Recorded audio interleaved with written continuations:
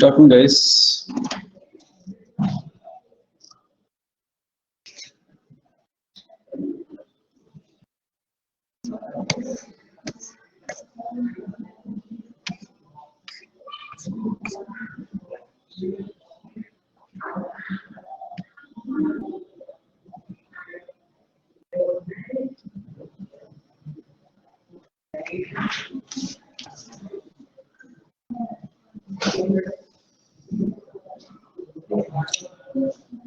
Good afternoon everyone. क्या कर रहे थे हम लोग लास्ट क्लास में? कैसे हैं सब लोग?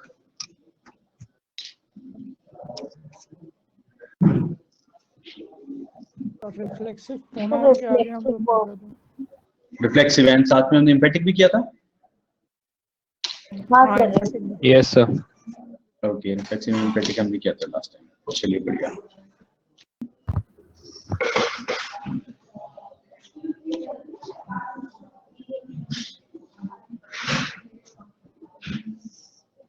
ओके, तो रिफ्लेक्सिव और एम्पैथिक समझ में आया सबको? कोई सवाल उससे रिलेटेड?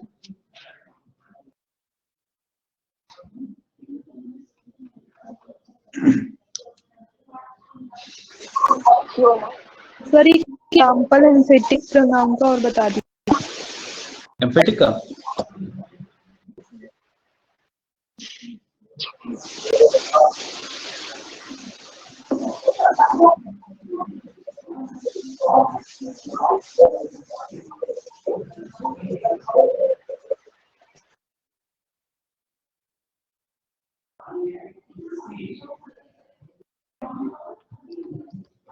जैसे हमने ऐसा कुछ लिखा था, John inspected the house. Okay, तो इन्फेटिक का काम क्या था कि जब भी हमें किसी नाउन पे एम्फेसाइज करना होता है, जैसे एक होता है कि मैंने ये काम किया, ठीक है, जब भी आपको ऐसा करना हो कि उसने ये काम खुद किया, ठीक है, जैसे जॉन ने ये काम खुद किया है, फिर अपने लिए बोलना होता है कि मैंने ये काम खुद किया, ठीक है, तब ऐसे टाइम पे हम जब यूज करते हैं जिसको, उसे कहते हैं हम लोग emphatic noun. I my self completed the project.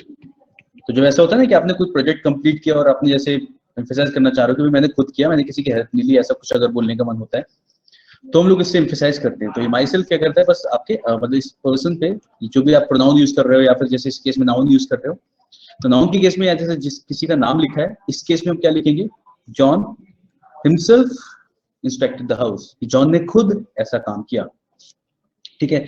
तो इस तरीके से जो भी आप जिसकी भी नाउन या प्रोनाउन के साथ आप लगा रहे होते हो एम्फेटिक प्रोनाउन, ये उस पे एम्फेसाइज करता है, यानी उस चीज पे जोर देता है, उस चीज को थोड़ा स्ट्रेस देके बोलता है कि ये काम इस पर्सन ने किया, और इस तरीके से। क्लियर है? ओके, चलिए बढ़िया, आगे बढ़ते हैं। नेक्स्ट आता है हमारा, नेक्स्ट पढ़ेंगे हम लोग रिलेटिव नाउन्स।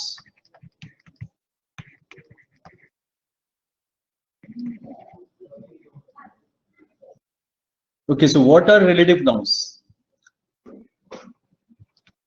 Who तो कोई रिलेशन स्टैब्लिश करना। रिलेशन स्टैब्लिश करना। अच्छा, चलो देखते हैं। ठीक है, ये हमारे क्या होते हैं, these are called relative nouns। ठीक है, साथ में यूज भी आ जाता है, they are called relative nouns। तो यस, ये क्या करते हैं, they relate to an antecedent in a sentence। Antecedent से आप समझ सकते हो किसी सब्जेक्ट से, या फिर अगर प्रोनाउन है, प्रोनाउन रिलेट करेगा तो पहले उससे आ चुका होगा क्या, नाउन। ठीक है, तो ये पहले आए हुए किसी नाउन को, किसी सब्जेक्ट को, किसी एंटीसीडेंट, एंटीसीडेंट मतलब क्या हो गया, जो चीज पहले आ चुकी है। तो they relate to an antecedent in a sentence. ठीक है, आप इसकी जगह सब्जेक्ट का नाउन भी लिख सकते हो, इट्स फाइन। ठीक है, तो बेसिकली अ सब्जेक्ट कैसे होता है, एक एग्जांपल से देखते हैं। I met Hari, Hari has just returned। ठीक है, now यहाँ पे हम देख सकते हैं there are two sentences, I met Hari, and another sentence is Hari has just returned। Now if I want to combine these two sentences, like I have to make a single sentence, what will I write? I met Hari Sir, who as Hari has just returned. I met Hari as Hari. As who has as हाँ correct, I met Hari who has just returned. who has just returned. Yeah, ठीक है.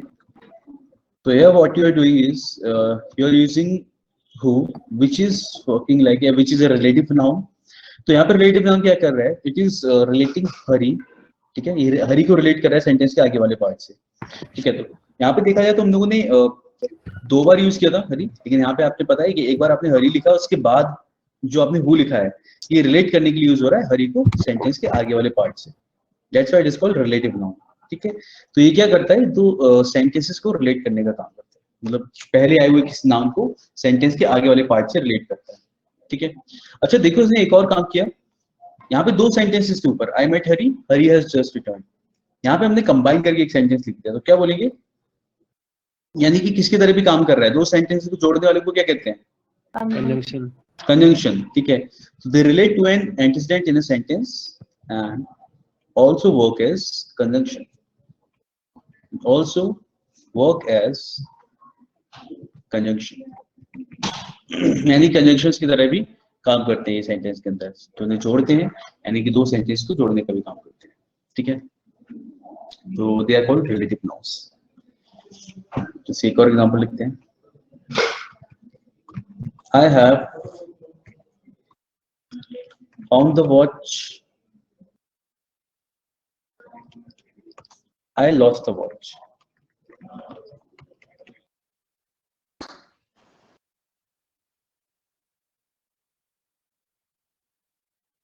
I have found a watch that I lost. Which I I have found the watch. हाँ, which भी लगा सकते हैं, that भी लगा सकते हैं, ठीक है. Which I lost. ठीक है. नॉन लिविंग नाउन के लिए हम लोग जैसे यहाँ पे वॉच को रिलेट कर रहे हैं आगे वाले पार्ट से, which I lost, ठीक है. तो यहाँ पे you can use which, either which or that, होता करेक्ट, ठीक है. तो these are called relative nouns. Now हम relative nouns को अलग-अलग पढ़ते हैं. who के बारे में अगर हम बात करें, who is used generally with person. persons, है ना, इसमें कोई डाउट नहीं हमें. और ये हमने इसका यूज देख ही लिया कि हु को इसी तरीके से यूज करते हैं, सारे एग्जांपल इसी तरीके से बनते हैं इसके, ठीक है. तो वो हम इंसानों के लिए यूज करते हैं. whose ये भी ज्यादातर पर्सन के लिए, पर्सन के लिए होता है. देखो हाँ, ज्यादातर मतलब generally it is used for persons, ठीक है. बाकी कई बार लोग और एनिमल्स और थिंग्स के साथ भी यूज कर लेते हैं, ठीक है. लेकिन हाँ, जनरली इसे पर्सन के साथ यूज किया जाता है. एंड ये क्या है आपका पता है आपको? ये दिस इज Who का third. Passive case of who, है ना. पैसिव केस हुआ ना हु का. पैसिव केस पता है सबको? जहाँ पे हम बता रहे होते हैं किसी की कोई चीज, ठीक है, Possession भी उसके पास. हाँ, पोजीशन शो करते हैं. तो जैसे दिस इज द बॉय, ये है वो लड़का है, दिस इज द बॉय, उसका वो stolen yesterday, whose car was stolen, ठीक है, जिसकी कार चोरी हो गई थी, ठीक है. तो ये जनरली हम लोग पर्सन के साथ यूज करते हैं. ऑल्दो कभी कभी आपको इस तरीके का सेंटेंस भी देखने को मिल जाता है, ठीक है. जैसे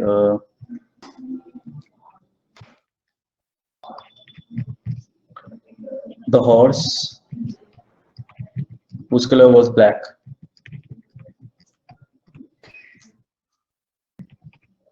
won the race, ठीक है. if you're writing something like this you can use this, ठीक है. तो अब जनरली क्या होता है, हम लोग इस तरीके के अलावा दूसरे तरीके से भी लिख सकते हैं, क्योंकि हम लोग चाहें तो the horse which was a black color, which was black, the horse which was black, direct ऐसे भी लिख सकते हैं.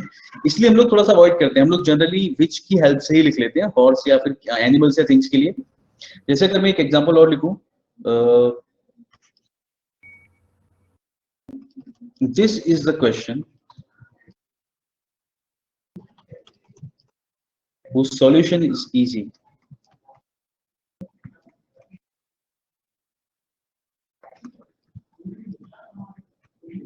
ठीक है. तो अगर मैं इस तरीके से बोल रहा हूँ तो ये सेंटेंस गलत नहीं होगा, ये भी ठीक होता है मतलब जनरली. लेकिन हाँ, इसी सेंटेंस को हम विच की हेल्प से कैसे लिख सकते हैं, इसी बात को हम विच की हेल्प से कैसे बोल सकते हैं?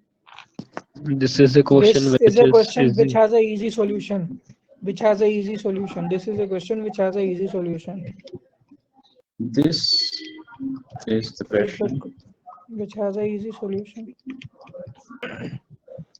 which has Easy solution. an Uneasy. easy solution, है ना? ठीक है, तो इस तरीके से आप इसे बोल सकते हो. Yes, sir. चलिए, तो आगे बढ़ा जाए. समझ में आ गई? तो इस तरीके से we can use whose with these things. ठीक है. Now when we talk about which,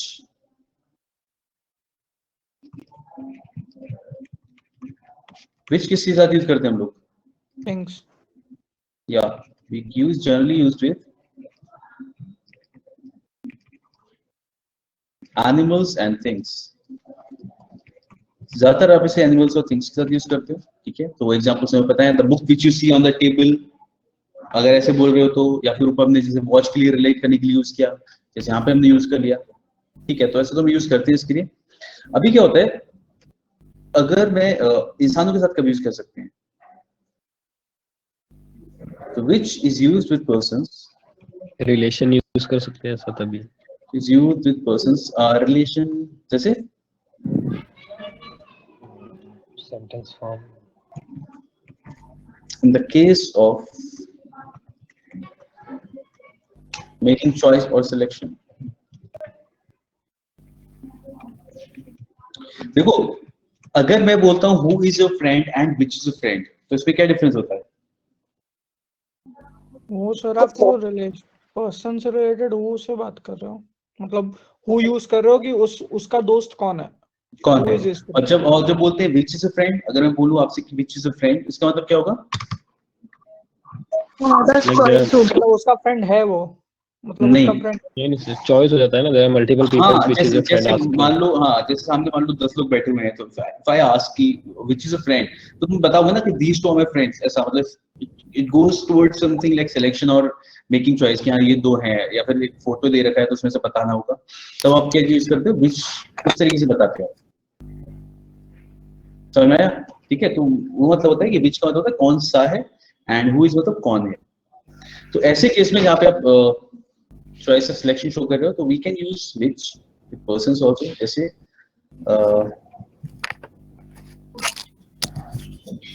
the coach knows which of his players plays well. ठीक है, तो कोच को पता होता है उसका कौन सा प्लेयर अच्छा खेलता है.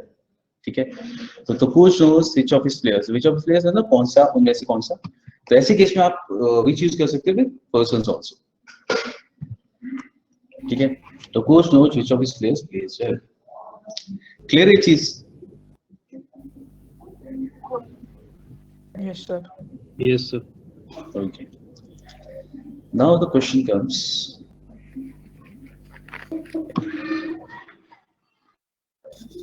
आगे बढ़े. एक second. Okay.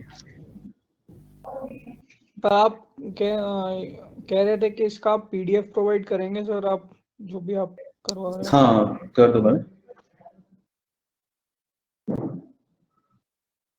Okay sir. Okay. There are certain things which जो कि क्लास में कई बार इंस्टेंटेनियस होती हैं, उन चीजों को देखते रहना. बाकी I will provide the PDF.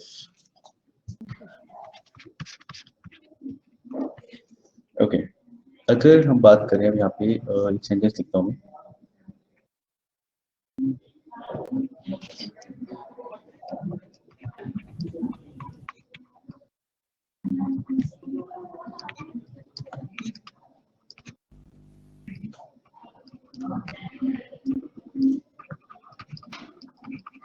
The players who we have selected are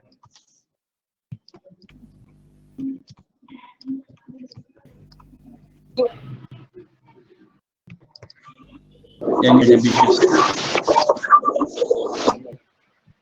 क्या लेगा यहाँ पे? हूम आएगा सर. आपने पहले ही बोल दिया. हूम आएगा सर. आपने पहले ही बोल दिया था जब आप सेंटेंस रीड कर रहे थे.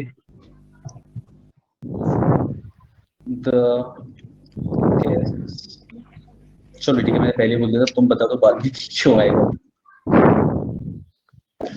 क्योंकि तो स्पेसिफिक है ना सर क्योंकि प्लेयर्स है। प्लेयर्स हैं और सर हमने चूज कर चुके, we have already selected them, तो उनके बारे में बता रहा, तो इसीलिए प्लेयर से इसका क्या मतलब हुआ? मतलब प्लेयर्स मतलब आपने कहा ना प्लेयर से इसलिए होम आएगा, प्लेयर्स से होम का क्या मतलब? नहीं सर, प्लेयर्स से होम नहीं आएगा, मैंने कहा सर कि प्लेयर्स हम लोग ने मैंने ऑलरेडी भी सेलेक्ट कर लिए हैं, वी किसी हैव और ने बोला ऑलरेडी था, सिलेक्टेड देम।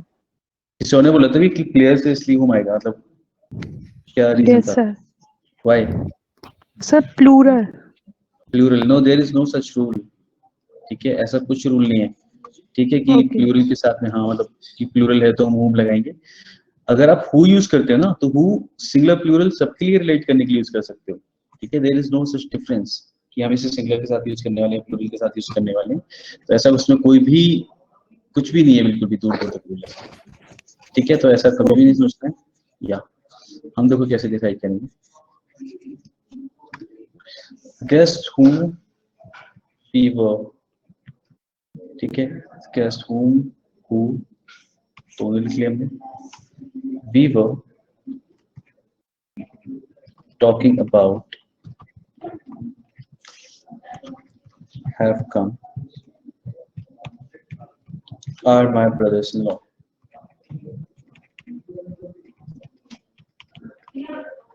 यहाँ पे हु आएगा सर। क्यों? होम आएगा सर। हु क्यों आएगा?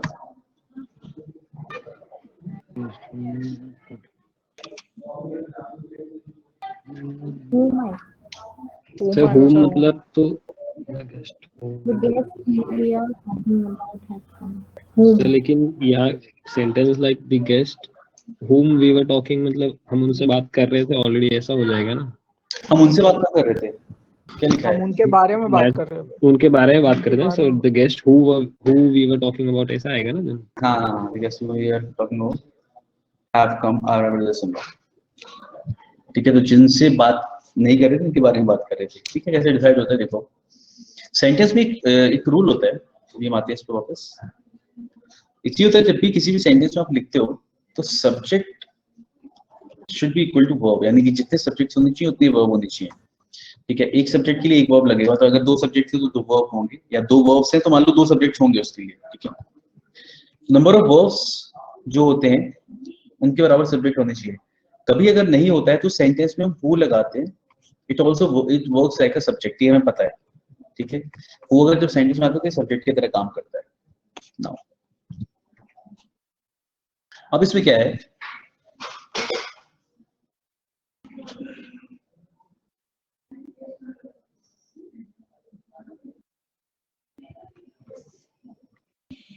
S1 सब्जेक्ट है आपका पहले ही, इसके बाद आपको अगला सब्जेक्ट मिल रहा है यहाँ पे S2 have selected, this is a V2। ये समझ में आ रहा है? एक सब्जेक्ट आपका द प्लेयर्स हो गया और एक क्या हो गया आपका V। ठीक है, V के लिए वर्ब कौन सा होगा? We have selected. यहाँ से अगर आप देखो तो यहाँ से क्या हो रहा है, नया वर्ब शुरू हो रहा है, आर आ गया ना, हेल्पिंग वर्ब नया यहाँ से शुरू हो रहा है। ये प्राइमरी आपका वर्ब है और ये भी आपका प्राइमरी ऑक्सिलरी है। ठीक है, तो यहाँ से हैव लगा रखा है, तो हैव सिलेक्टेड इस सब्जेक्ट के लिए, वी के लिए भी हैव सिलेक्टेड, सब्जेक्ट वी हो गया एंड हैव सिलेक्टेड इसका वर्ब हो गया। नेक्स्ट वर्ब यहाँ पे क्या है हमारे पास, आर यंग एंड एम्बिशियस, ये पूरी बात की गई है। ठीक है, पूरे एक सेंटेंस बोला गया है आर यंग एंड एम्बिशियस, तो ये क्या हो गया आपका P1। ठीक है, आप देखोगे जब भी सेंटेंस के अंदर subject number of subject is equal to number of verb, यहाँ पे हमेशा क्या आएगा, हुम आएगा, यहाँ पे हु नहीं आएगा। ठीक है, अगर यहाँ पे एक वर्ब एक्स्ट्रा होता, कोई सा भी एक वर्ब एक्स्ट्रा होता, तो हम यहाँ पे हु लगा देते, जो कि काम करता सब्जेक्ट की तरह, एक और सब्जेक्ट की तरह, S3 की तरह। ठीक है, अब क्योंकि यहाँ पे V3 नहीं है इसलिए यहाँ पे हु नहीं लगाएंगे, हम यहाँ पे क्या लगाएंगे, हु। ठीक है सर, ये जो यंग एंड एम्बिशियस आपने लिखा है, ये तो एडजेक्टिव नहीं है? ये एडजेक्टिव ही है बिल्कुल, लेकिन फिर आप लेकिन अगर हम ऐसे बोल रहे हैं कि ये आपका क्या है, ये आपका नया वर्ब है ना, यार ये तो आर इज वर्ब।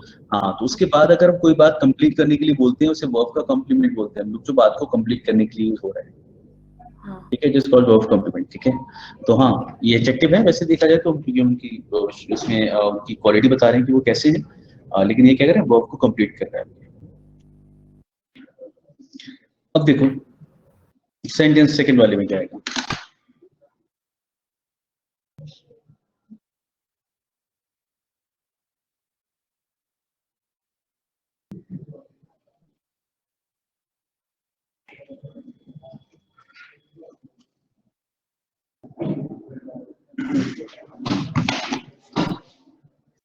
क्या जाएगा सेकंड में?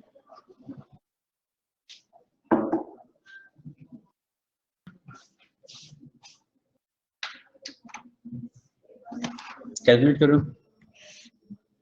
सब्जेक्ट वन, सर whom ही आएगा, this is your second subject right, right? We were talking about, this is your V2 undoubtedly, ठीक है। यहाँ पे आपके दो वर्ब और हैं, have come, are my brothers in law, ठीक है। इसके साथ ये अलग कंप्लीट हो रहा है, तो we can write it like this, ठीक है। तो गेस्ट्स हैव कम भी बोल सकते थे, ये भी बोल सकते थे, तो there is no such order कि किसके लिए क्या आएगा। लेकिन आप देख सकते हो यहाँ पे कि आपका एक वर्ब एक्स्ट्रा बच रहा है, ठीक है। इसके लिए हम यहाँ पे क्या लगाते हैं, हु लगाते हैं, जो कि आपका काम करता है किसी तरह S3 की तरह। आ गया समझ में, Yes. ठीक है। या तो इस तरीके से हम इसे यूज करते हैं। अभी फिर से समझते हैं एक बार इस चीज को। This is your first subject. जो हम पेयर सबसे आसानी से बना लेते हैं ना, वो इसके आगे वाला होता है, जिसमें साफ साफ दिख रहा होता है कि सब्जेक्ट और पेयर वर्ब साथ में आ रहे वाले। उसके बाद आप देख सकते हो कितने वर्ब बचे, फिर उसके साथ आप पेयर कर सकते हो। फिर देखो अगर एक्स्ट्रा बच रहा है यहाँ पे क्या आ जाएगा, S3 आ जाएगा। नाउ एक सब्जेक्ट दो वर्ब ले सकता है, लेकिन कब, जब उसे कंजंक्शन से जोड़ा जाए। जैसे he came and completed the work, he came and completed the work, ठीक है। यहाँ पे आप ये दो अलग अलग वर्ब्स यूज कर रहे हो और सब्जेक्ट आपका एक ही है, एक ही सब्जेक्ट है, लेकिन आप देख सकते हो वर्ब आपके दो हैं यहाँ पे, ठीक है। तो ये साथ में यूज हो सकते हैं जब आप इसे कंजंक्शन से, किसी भी कंजंक्शन से जोड़ते हो तो, ठीक है ना। और यहाँ पे आप डायरेक्ट लिख रहे हो तो आपको पता है, उसके लिए फिर आपको वर्ब अलग लगाना पड़ेगा, ठीक। इसमें सर एक सब्जेक्ट में दो वर्ब कैसे आए? कहाँ पे, जो मैंने अभी बता रहा था। हाँ अभी जो बताया। अच्छा, वो मैं इसमें ये बता रहा था कि एक सब्जेक्ट के साथ दो वर्ब आ सकते हैं अगर आप उसे कंजंक्शन से जोड़ रहे हो तो। एंड से जोड़ा है ना हमने इसे, ठीक है। ठीक है। और ऊपर वाले में उसे एंड से नहीं जोड़ा था, हमने डायरेक्ट वर्ब लगा था या कॉमा लगा के, या डायरेक्ट उसके साथ में हमने उसे वर्ब से जोड़ा नहीं था। सर धीरे धीरे समझाओ, मेरे को तेज समझ नहीं आता।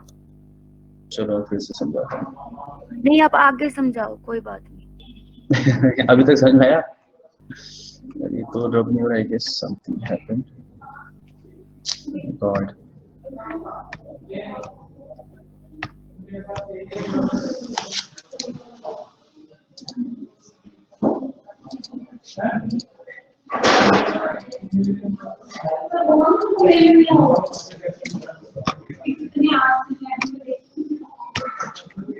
चलो I just write it down again, okay. इसमें क्या था, साथ में अभी ये चीज देख लेना फिर से कि अगर जैसे एक वर्ब यूज कर रहा हूं, ठीक है, एक सब्जेक्ट मैंने लिखा he came, ठीक है, and completed the work। आपको पता होगा कई बार इस पे क्वेश्चन इस तरीके से आ जाता है, he came and he completed the work, तो आपको पता होता है एक और ही लगाना एरर होता है। याद है ये चीज, इस तरीके के क्वेश्चन आए थे कई बार, ठीक है। he came and he completed the work, तो आपको पता है कि ये ही नहीं लगाएंगे बिकॉज़ आप कंजंक्शन से जोड़ दो, और ये एक्शन भी इसी सब्जेक्ट के लिए हो जाएगा, ठीक है। तो when we join two verbs with the help of a conjunction, conjunction की हेल्प से हम दो सब्जेक्ट को जोड़ते हैं तो उसके साथ एक सिंगल वर्ब और एक सिंगल सब्जेक्ट आ सकता है। दो वर्ब्स को आप अगर कंजंक्शन से जोड़ते हो तो आपका एक ही सब्जेक्ट आ जाएगा। Is it clear? ठीक है। इसमें क्या करना है हमें, इसमें बस ये है कि यहाँ पे आप जो पेयर बना सकते हो, एक ये आपको साफ साफ दिखेगा, ठीक है। This is S2, this is V2, and एक आपका ये रहा V1 जिसे हमने लिख लिया, ठीक है। बस तो आपको पता है ये वाली चीज कंप्लीट हो गई, S1 V1 S2 V2, आगे कोई और वो बचा नहीं। यहाँ पे क्या जाएगा, ठीक है। तो यहाँ पे होम लगा देंगे हम लोग और वो गलत हो जाएगा। नीचे वाले केस में क्योंकि आपके पास एक्स्ट्रा वर्ब बच रहा था तो उसके साथ में हमें एक सब्जेक्ट चाहिए होगा, तो who acts as a subject of that verb. Clear हुआ थोड़ा बहुत? Yes yes. अब यहाँ पे समझते हैं इसको एक शॉर्ट ट्रिक कैसे कर सकते हैं। शॉर्ट ट्रिक क्या होगा, मतलब क्रॉस चेक कैसे कर सकते हैं, जो भी आप बोलना चाहो। अगर मैं लिख रहा हूँ the players whom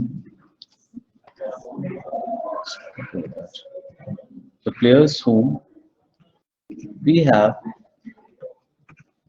selected for our team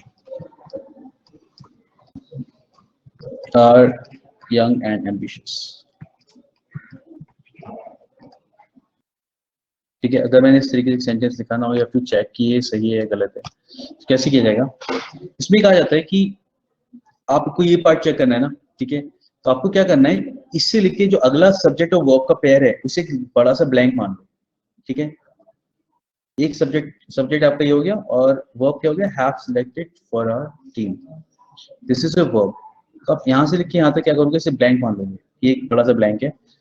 अगर इस ब्लैंक में, ठीक है, जैसे the players dash are young and ambitious, इस ब्लैंक में अगर आपको कुछ फिल करने की जरूरत पड़ रही है तो आप यहाँ पे क्या लगाओगे, तो हु अगर फिल करने की जरूरत लग रही है तो यहाँ पे हु आएगा। अगर आप यहाँ पे कुछ भी फिल करने की जरूरत नहीं लग रही तो फिर यहाँ पे हुम ठीक है।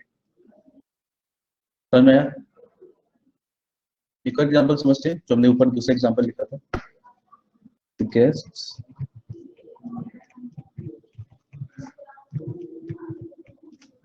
who we were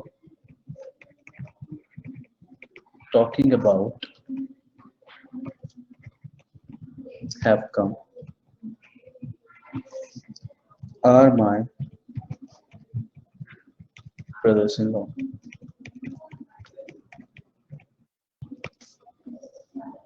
ठीक है, नाउ मैंने यहाँ पे आपको ऊपर वाले में जो चीज बताई वो ये थी कि आपको अगर चेक करना है कि यहाँ पे whom का यूज जो है वो सही है या गलत है, तो आप क्या करोगे, whom के आगे जो पहला सब्जेक्ट और वर्ब का पेयर आ रहा है, ब्रैकेट लगाना नहीं है, बता रहा हूँ इसे, तो पहला सब्जेक्ट और वर्ब का पेयर आ रहा है, मैंने ये बताया कि यहाँ से यहाँ तक आप क्या करोगे, इस पूरे को एक ब्लैंक मान लोगे। whom के आगे जो पहला सब्जेक्ट और वर्ब का पेयर है उसे आप क्या मान लोगे, ब्लैंक मान लोगे। बाकी का जो बचा हुआ सेंटेंस है आप उसे रीड करोगे। अगर उस ब्लैंक में, यानी कि बीच में आप मान लोगे यहाँ पे कुछ भी नहीं है, अगर इस ब्लैंक में आपको कुछ फिल करने की जरूरत पड़ती है तो यहाँ पे हु आएगा, हु ही फिल करने की जरूरत पड़ेगी बेसिकली। और अगर यहाँ पे आपको लग रहा है कि ब्लैंक फिल करने की जरूरत नहीं है, सेंटेंस अपने आप में ही कंप्लीट है, तो यहाँ पे कुछ भी नहीं आएगा, हुम आ जाएगा बस। हुम ऑब्जेक्ट होता है, हुम हम लगा सकते हैं। ठीक है, तो अगर यहाँ पे रिक्वायरमेंट है हु बनने की तो फिर हु आएगा, वरना आपका जो हुम लिखा हुआ है वो ही ठीक है। समझ में आया? इस तरीके से आप नीचे वाले सेंटेंस को पढ़ के देखिए, मतलब ट्राई करके देखो जो मैंने बोला उस तरीके से, इफ इट वर्क्स और नॉट।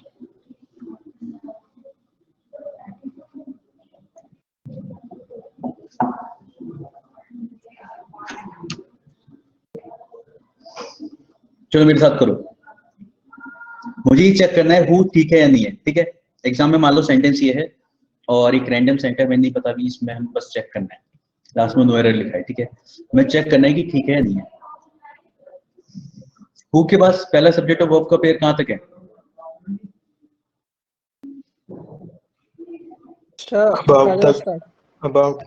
अबाउट तक है ना, वी वर टॉकिंग अबाउट।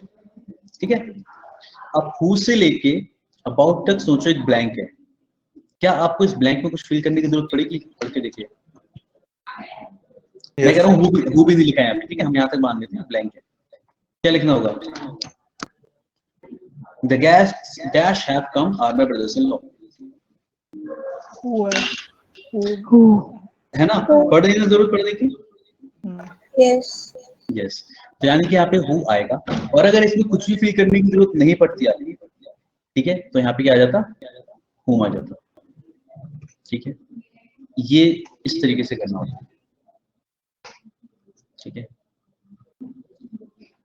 एक और सेंटेंस करते हैं तब ज्यादा अच्छी समझ में आएगा शायद।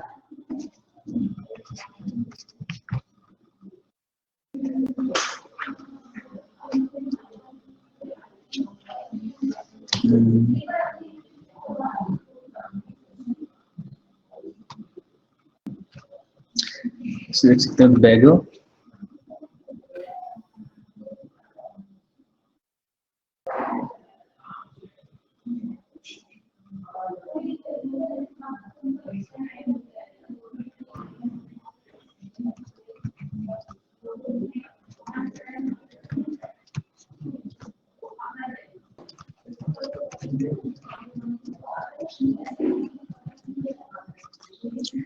और everybody thought to be guilty.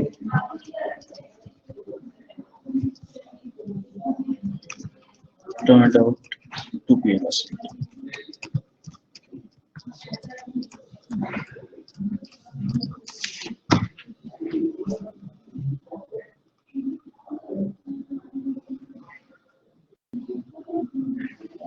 And the beggar who everybody thought to be guilty turned out to be innocent. क्या जाएगा? Who? whom Whom I? whom आएगा सर। होम आएगा। So who बोल रहे थे, वो क्यों बोल रहे हैं? चलो देखते हैं। होम पक्का, चलो ठीक है। बिल्कुल हिमांशु कंफर्म हुआ जाएगा यहाँ पे, ठीक है। देखो द बेगर, बेगर स्पेलिंग बताइए। द बेगर, उसके बाद हमने यहाँ पे देखा अगला पेयर यहाँ पे क्या है, पहले वाले तरीके से Everybody subject thought 1 to be guilty. and this is your second subject. Everybody thought to be guilty. This is your V2, S2 V2, है ना, and turned out to be innocent. This is a V1. The beggar turned out to be innocent. कुछ और check करने की जरूरत नहीं लग रही मुझे लग रहा है इसमें, ठीक है। ऑल्दो हम देख सकते हैं, बस हमें यहाँ से यहाँ तक ही तो पढ़ना है, बिकॉज ये तो आपका यहाँ से यहाँ तक सब्जेक्ट वर्ब का पेयर। तो the beggar turned out to be innocent, बिल्कुल सही। यहाँ पे क्या आ जाएगा, होम आ जाएगा, हो नहीं आएगा, ठीक है। इसे आप उस तरीके से भी कर सकते हो, यानी कि ये SV1 S1 V1 करके भी कर सकते हो, और आप इस तरीके से भी कर सकते हो कि यहाँ से यहाँ तक मैं मान ले रहा हूँ एक ब्लैंक है, ठीक है। ये दोनों ही तरीके हमेशा काम करते हैं। ये ब्लैंक वाला तरीका ऑल्दो मेरे को ज्यादा सही लगता है कि इससे भी आप तुरंत पता लगा सकते हो, ठीक है, कि अगर आपको हु का लग रहा है कि हाँ हु आ सकता है तो आप हु लगाओगे, वरना अगर कुछ नहीं लग रहा है कि यहाँ सेंटेंस ठीक है, then you will write home, okay. तो it also works all the time, कभी भी इसमें कोई सेंटेंस गलत नहीं होता, तो ठीक है, फिर अलग you can try this. Clear हुआ? यस,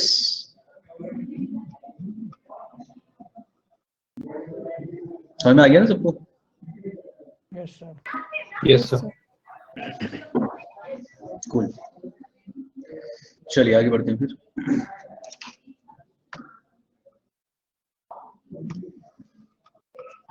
नेक्स्ट आता है हमारा दैट, ठीक है। Now we know that can be used with person, animals and things, यानी हम इसे भी पर्सन, एनिमल्स और थिंग्स तीनों के साथ यूज कर सकते हैं, ठीक है। तो लेकिन यहाँ पे जो पढ़ने वाली चीज होती है दैट के यूज में, वो ये है कि दैट कि कहाँ पे दैट आएगा, कि कहाँ पे कुछ ऐसी there are certain places, there are certain cases where we have to use that and nothing else, ठीक है। जैसे जैसे हम लिख सकते हैं पहले इसमें statement, if you want to write that is used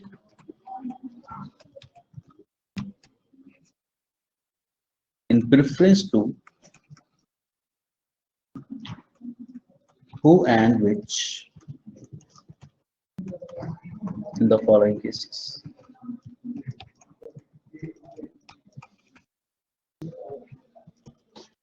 That is used in preference to who and which in the following cases.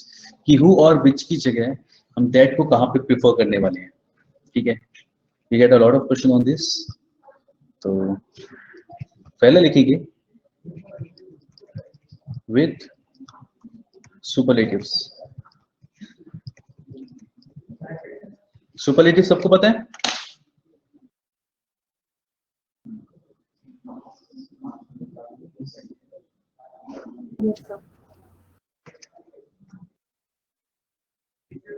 Okay,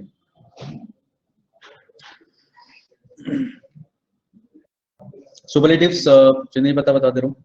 adjective की वाली 3 कैटेगरी होती है, पॉजिटिव, कंपैरेटिव एंड सुपरलेटिव। ठीक है, positive high, comparative higher and superlative is highest.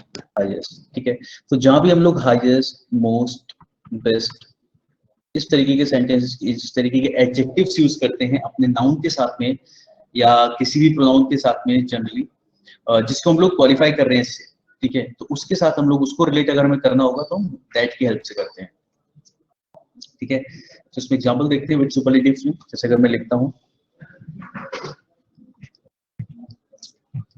The wisest man that ever lived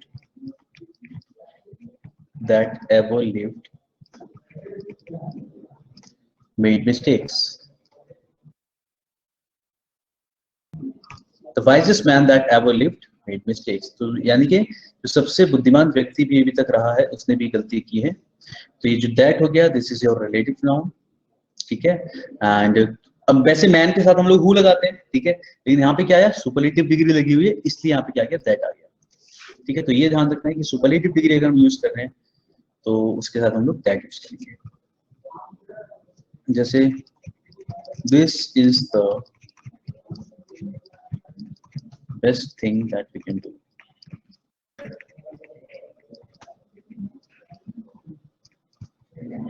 ठीक है, तो this is the best thing that we can do. This is so related now. Okay, anything, किसी भी चीज के साथ लगो, this is the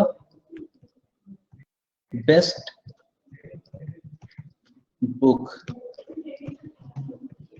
that I have read.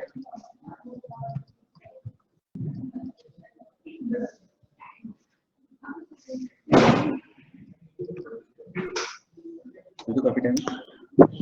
Sir yes यहाँ पे विच लगा देंगे तो वो गलत हो जाएगा। यस, यहाँ पे विच लगा देंगे तो वो गलत हो जाएगा। ठीक है, वैसे आपको पता है थिंग्स के साथ में या फिर बुक के साथ में you can use which, but if it is qualified with the help of a superlative degree, ठीक है, सुपरलेटिव लगा रहे हो तो उसके साथ में हमेशा क्या आएगा, दैट आएगा। ओके ठीक है, या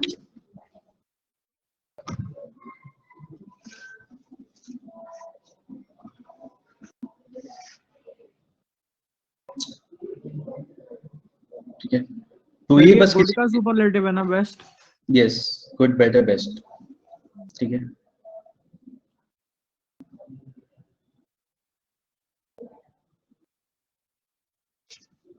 ऐसे बोलते हैं हम लोग, देखो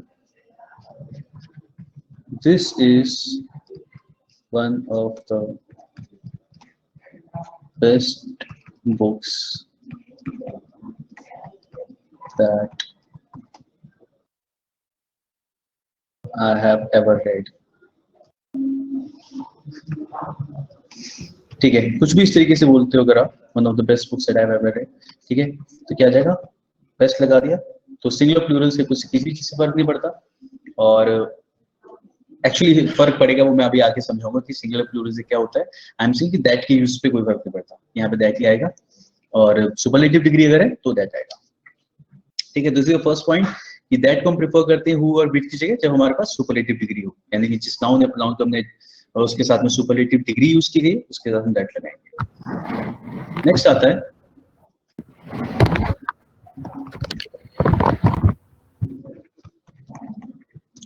with the words like all, same, none, nothing, nobody, only, little, etcetera. ठीक है, आपको एक्सेट्रा तक जाने की जरूरत भी नहीं पड़ेगी, मोस्टली हमें इनमें से मिल जाता है, ऑल, सेम, ठीक है, none, nothing, nobody, only, little, etcetera. अगर आपके जो भी अगर आपका सब्जेक्ट है, या तो किसी नाउन के साथ आप इसे यूज कर रहे हो या फिर इसी को अगर आप रिलेट कर रहे हो तो उसके साथ हम लोग दैट यूज करेंगे। जैसे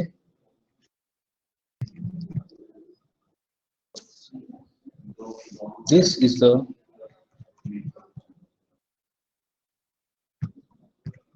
same dog that barked at me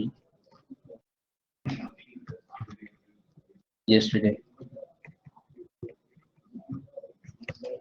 ठीक है, this is the same dog that barked at me yesterday. Same लिखा dog के साथ में that आएगा. ठीक है, जैसे he is the only person. Exam में क्वेश्चन कैसे मिलेगा देखो, he is the only person who can help you. ठीक है, इस तरीके से अगर क्वेश्चन मिलता है तो हमें पता है. अब क्या है ना, ओनली पर्सन, पर्सन के साथ हु लगा रहे हो, सुनने में सही लगता है ये, लेकिन क्योंकि हमने क्या लिखा है, ओनली लिखा है, तो इसके साथ भी क्या आएगा, दैट आएगा. ठीक है,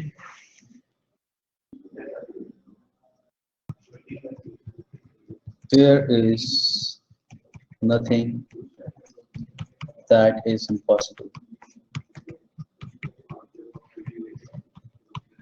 ठीक है, समझ में आ रहा है?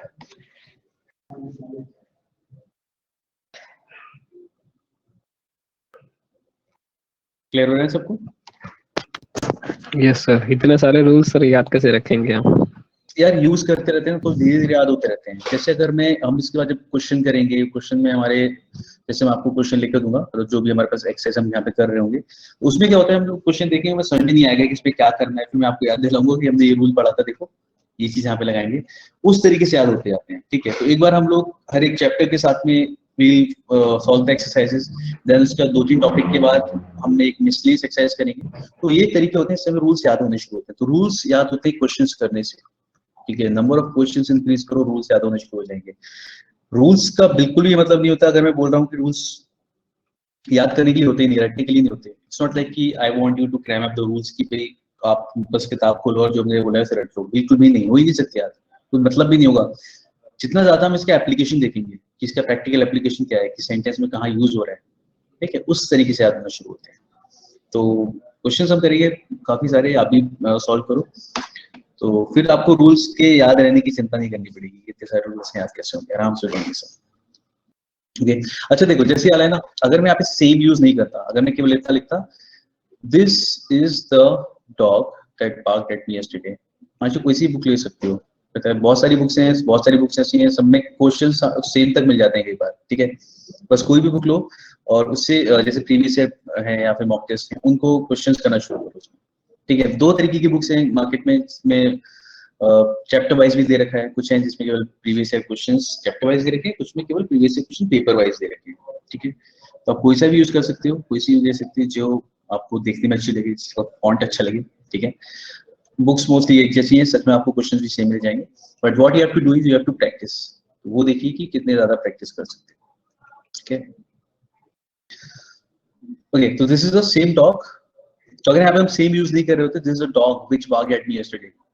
ठीक है, ये वो डॉग है जो मेरे ऊपर कल भौंका था, तो आप यहाँ पे व्हिच यूज कर सकते थे. लेकिन अगर मैंने लगा दिया सेम डॉग, ये वही वाला डॉग है, तो उसके बाद हम लोग दैट यूज करेंगे. ठीक है, बस बाकी तो सही है यार. ऑल कहीं भी लगाओगे, ऐसे बोलते हैं all that glitters is not gold, सुना होगा ये, all that glitters is not gold. ठीक है, तो जो भी हम रूल पढ़ रहे होते हैं ना, तो हमें बस ध्यान देना होता है कि हाँ यार ये है तो इसका ये आएगा. तो एग्जाम में क्वेश्चन कैसे भी आ सकता है, हो सकता है उन्होंने एकदम सही लगा के दिया हो, तो आपसे चाह रहे हो कि आप नो एरर लगाओ. ठीक है, हो सकता है उन्होंने यहाँ पे हु लगा दिया हो, जैसे हमने यहाँ लगाया था, तो आप चाह रहे हो कि आप इसे काट के यहाँ पे दैट लिखो. ठीक है, तो बस वही है कि हम लोग एक बार समझ लेते हैं, रूल्स को याद रहते हैं, उस पर क्वेश्चन कैसा भी आ जाए, we are able to do it. Clear हो गई?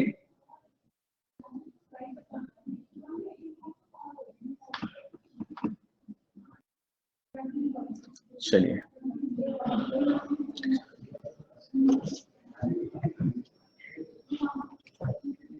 नेक्स्ट सीखते हैं. Third, with the sentences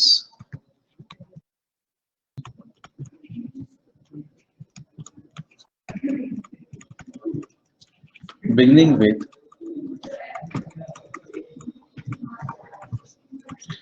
interrogative pronouns, उन सेंटेंस के साथ जो आपके किससे स्टार्ट हो रहे हैं, इंटरोगेटिव प्रोनाउंस से स्टार्ट हो रहे हैं. ठीक है, with the sentences beginning with interrogative pronouns. तो उन सेंटेंस के साथ आप यूज करोगे जो इंटरोगेटिव नाउन से स्टार्ट हो रहे हैं, जैसे तो सेंटेंस के साथ आप क्वेश्चन भी लिख सकते हो, ठीक है। और इंटरोगेटिव नाउन से यहाँ पे मेरा मतलब है WH वाले जनरली, ठीक है। तो जैसे मैं एग्जांपल लिखता हूँ, what is there that is impossible for God. ऐसा क्या है जो गॉड के लिए इम्पॉसिबल है, ठीक है। तो ये कोई सवाल नहीं है, दिस इज अ स्टेटमेंट जिससे हम ये इम्प्लाई कर रहे हैं कि ऐसा कुछ भी नहीं है जो गॉड के लिए इम्पॉसिबल है। तो यहाँ पे हम लोग क्या यूज कर रहे हैं, दैट, बिकॉज इंटरोगेटिव नाउन, ठीक है। अगर मैं कोई सवाल भी पूछता हूँ व्हाट से या किसी भी चीज से, what is there that worries you, ठीक है। ऐसा क्या है जो तुम्हें चिंतित करता है जिसकी वजह से यू गेट वरीड, तो you use that with the questions also, ठीक है। तो सवाल हो या फिर केवल एक स्टेटमेंट हो, अगर आप WH किसी डेरिवेटिव नाउन से स्टार्ट कर रहे हो तो उसके साथ में आपका क्या आएगा, रिलेटिव नाउन दैट आएगा।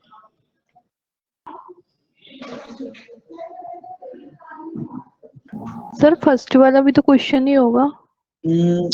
फर्स्ट वाला देखा जाए तो वो थोड़ा सा सुनने में स्टेटमेंट जैसा लगता है, ठीक है। जैसे what is there that is impossible for God, इसको हम कैसे बोलेंगे, कैसा क्या है जो गॉड के लिए इम्पॉसिबल है, ठीक है। अगर कोई ऐसा बोल रहा है तो ऐसा क्या है जो गॉड के लिए इम्पॉसिबल है, तो कोई आंसर एक्सपेक्ट नहीं करेगा। कुछ रेटरिकल क्वेश्चंस होते हैं ना, जो आप क्वेश्चन पूछ रहे हो और आप उससे आंसर भी इम्प्लाई कर रहे हो साथ में, उस कैटेगरी में थोड़ा सा आता है। ऐसा क्या है जो गॉड के लिए इम्पॉसिबल है, तो we are not actually waiting for an answer, ठीक है। Although I was reading something, उसमें था इस तरीके से कि what is there that is impossible for God, नीचे लिखा हुआ था to appear in public, okay, because then people will stop reading, ठीक है। तो although this is not a question, this is just a statement, okay। it wrong होगा, हाँ, yes, what is there, it worries you, yeah, it won't make any sense, ठीक है, क्योंकि it relate नहीं करेगा ना फिर वहाँ पे।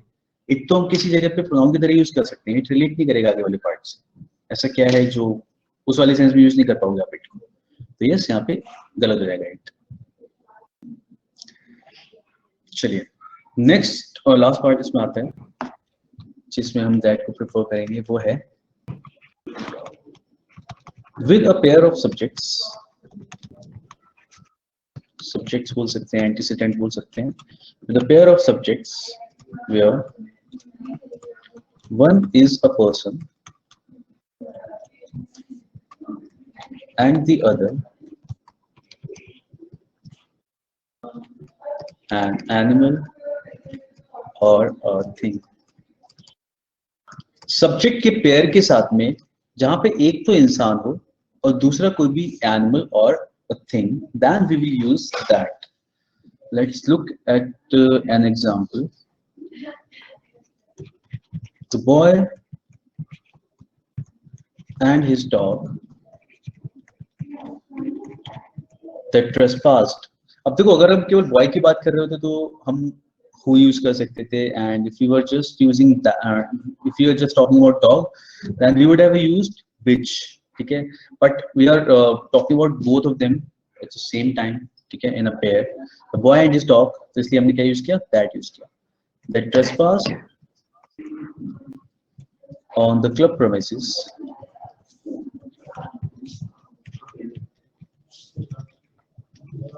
were turned out, ठीक है। The boy and his dog that trespassed on the club premises were turned out। तो क्योंकि दोनों को रिलेट कर रहे हो इसलिए हम यहाँ पे that लगा देंगे, ठीक है। trespass का मतलब क्या होता है,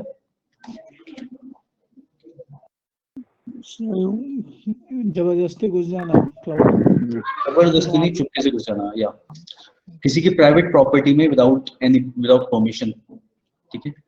जब आप एंटर करते हो इट इज कॉल्ड ट्रेसपासिंग, घुसपैठ करना, ठीक है। premises is the area, the परिसर बोलते हैं, ठीक है। the boy and his dog that trespassed on the club premises were turned out। so these are the 4 rules where you have to keep in mind कि भाई इनके साथ में क्या आएगा, हमेशा that आएगा। पहला था हमारा सुपरलेटिव डिग्री के साथ में, turned out बाहर निकाल दिया गया, ठीक है, उन्हें बाहर निकाल दिया गया, इसका मतलब turned out। पहला है हमारा सुपरलेटिव डिग्री के साथ, सेकंड इज इन वर्ड्स के साथ में, ठीक है। थर्ड पॉइंट इज जो हमारा कोई भी सेंटेंस या कोई क्वेश्चन WH से स्टार्ट होगा, व्हाट हो वो भी हो सकता है, ठीक है। And with a pair of subjects जहाँ पे एक पर्सन हो और एक एनिमल और थिंग, ठीक है। तो इनके साथ वी विल प्रेफर दैट, ठीक है। चलिए, तो ये होगा हमारे रिलेटिव नाउन। इसमें एक नेक्स्ट रूल समझते हैं इसमें, जो कि मैं क्वेश्चन की हेल्प से बताऊंगा।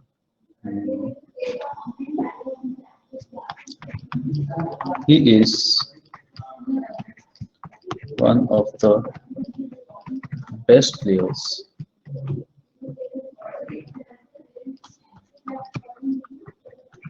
that has been selected.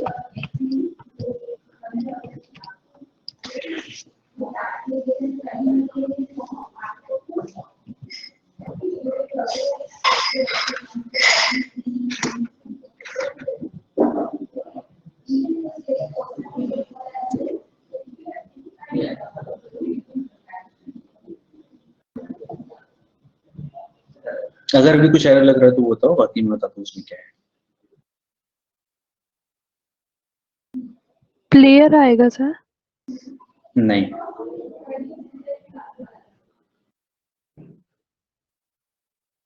ये तो हम लोगों ने शायद पहले पढ़ा था ना कि वन ऑफ द के साथ में हम नाउन प्लूरल लगाते हैं, हाँ हाँ है ना। yes. तो इसलिए हाँ, तो ये तो प्लूरल ही आएगा, ये तो ठीक है।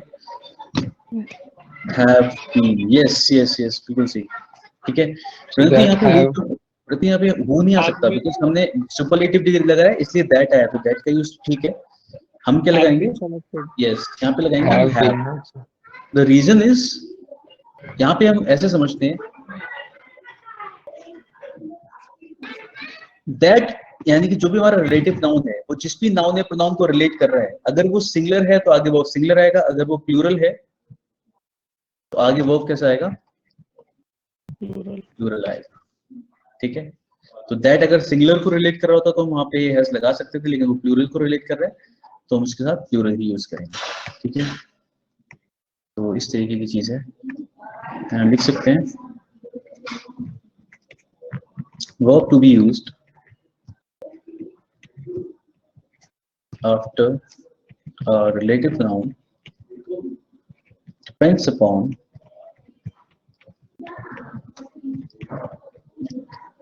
the number से मतलब यहाँ पे सिंगुलर है plural, depends upon the number of यानी कि सिंगुलर या प्लूरल